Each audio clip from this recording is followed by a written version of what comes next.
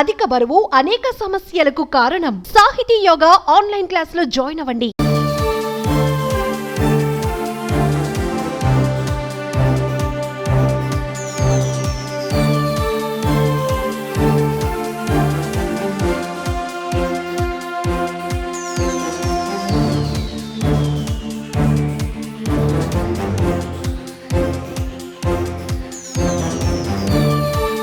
తెలంగాణలో భూభారతి పోర్టల్ను ఈ నెల 14న ప్రారంభించనున్నారు సీఎం రేవంత్ రెడ్డి.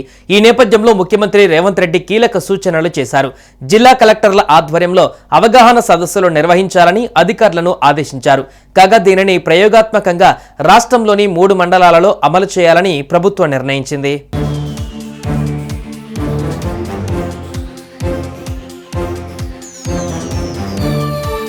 ఈ నెల 14న హైదరాబాద్లోని శిల్పకళా వేదికగా సీఎం రేవంత్ రెడ్డి చేతుల మీదుగా నూతన రెవెన్యూ చట్టం పోర్టల్ను ఆవిష్కరించేందుకు రెవెన్యూ శాఖ ఏర్పాట్లు చేస్తుంది.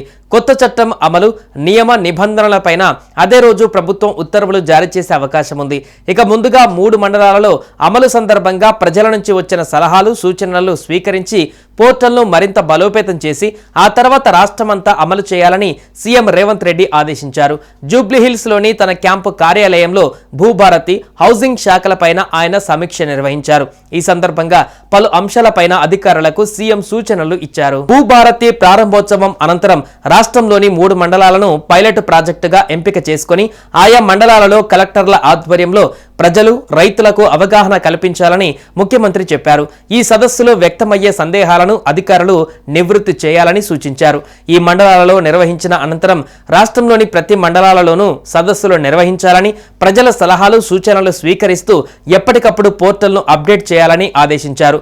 ప్రజలు రైతులకు అర్థమయ్యేలా సులభమైన భాషలో పోర్టల్ ఉండాలని సూచించారు. ఇక భూ సమస్యలపైన సివిల్ కోర్టుకు వెళ్లవలసిన అవసరం లేకుండా జిల్లా స్థాయి ట్రిబ్యునల్ ద్వారా పరిష్కరించుకునే వెసులుబాటు కల్పించడం, 33 మాడ్యూళ్లను కుదించడం వంటివి కొత్త చట్టంలో కీలక అంశాలుగా నిలవనున్నాయి.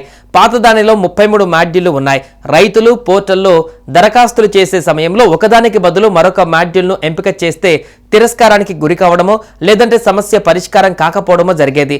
దీంతో ఈ గందరగోళానికి ముగింపు పలికేలా భూభారతి పోర్టల్లో మాడ్యూళ్ల సంఖ్యను 6కు కుదించారు. సుమన్ టీవీలో మీ పర్సనల్ అండ్ బిజినెస్ ప్రమోషన్స్ కోసం కింది నెంబర్కి కాంటాక్ట్ చేయండి.